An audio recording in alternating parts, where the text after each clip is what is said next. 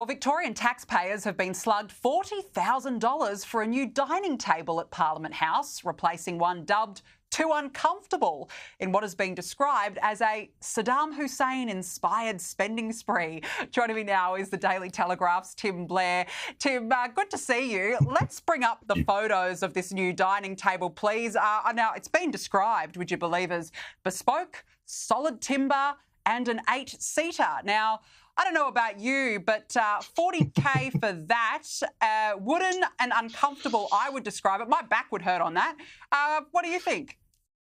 Well, see, I'm torn here because, on the one hand, it's way too expensive, obviously, and you don't want a lot of money spent on politicians. On the other hand, though, you're right, it does look uncomfortable.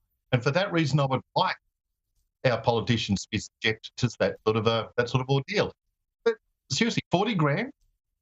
That object, it looks like something that was hatched into a bad real estate ad for a house that you weren't going to buy, doesn't it? It doesn't really that appeal. But also, I mean, it might be enough for Labor after the in 2026.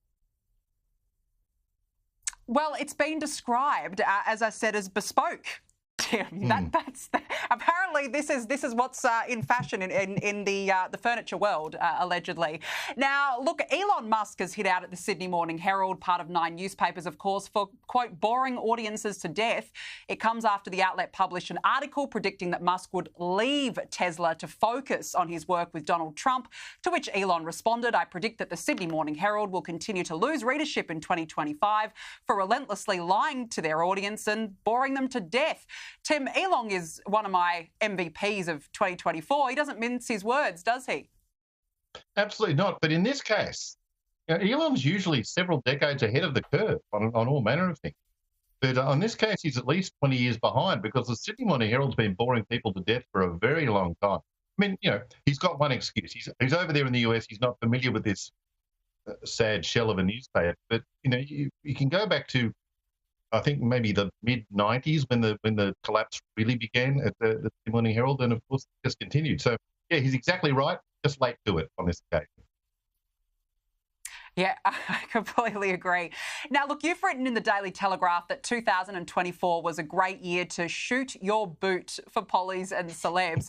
You've got a great list there. I've read the article. You've got Albanese, Biden, Lisa Wilkinson, Kevin Rudd. Give us a brief summary, please, of your losers of the year. Well, these losers aren't the type that you'd find who just, had a go and have just fallen short. These losers are people like, for example, Biden, who challenged Donald Trump to a big debate, and he brought it on himself. All of them have brought about their own demise. They're all the authors of their own failure. From Lisa Wilkinson getting all uppy and hoity-toity about being, as she put it, as a tabloid journalist. Oh, no, she's not going to cop that. Been a tabloid journalist basically reformed for his entire career, to our own Kevin Rudd, who thought he was on a winner to condemn Donald Trump in a number of comments, places online, and then didn't really expect it, did he? Donald Trump came back. Oh well.